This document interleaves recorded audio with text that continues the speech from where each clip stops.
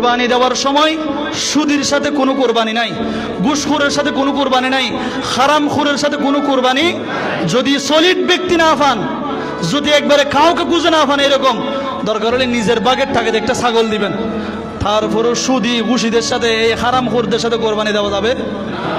যারা কোরবানি দিবেন, অনেকে আছেন বাগের মধ্যে কোরবানি দেন।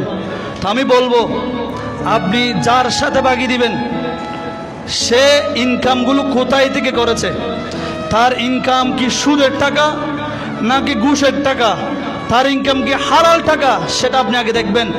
মনে রাখবেন, এক গ্লাস পানির মধ্যে যদি এক ফোঁটা বিষ পড়লে যেরকম পানিগুলো আপনার জন্য কি হয়ে যায়, পান করার মতো হারাম হয়ে যায়, আপনি এটা খেতে পারবেন না, ঠিক ততরূপ আপনারা 7 ভাগ একটা কোরবানি দেন।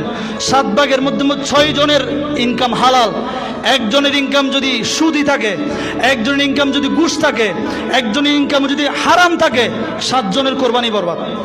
সুতরাং কোরবানি দেওয়ার সময় সুদের সাথে কোনো কোরবানি নাই, ঘুষখোরের সাথে কোনো কোরবানি নাই, হারামখোরের সাথে কোনো কোরবানি, কোনো কোরবানি। যদি সলিড ব্যক্তি না পান, যদি একবারে কাউকে বুঝে না পান, এরকম দরকার হলে নিজের বাগের টাকা একটা ছাগল দিবেন। তারপরও সুদি ঘুষিদের সাথে, এই হারামখোরদের সাথে কোরবানি দেওয়া যাবে? বলে না কোরবানি দেওয়া যাবে? আল্লাহ আমাদেরকে কবুল করুক, আমিন।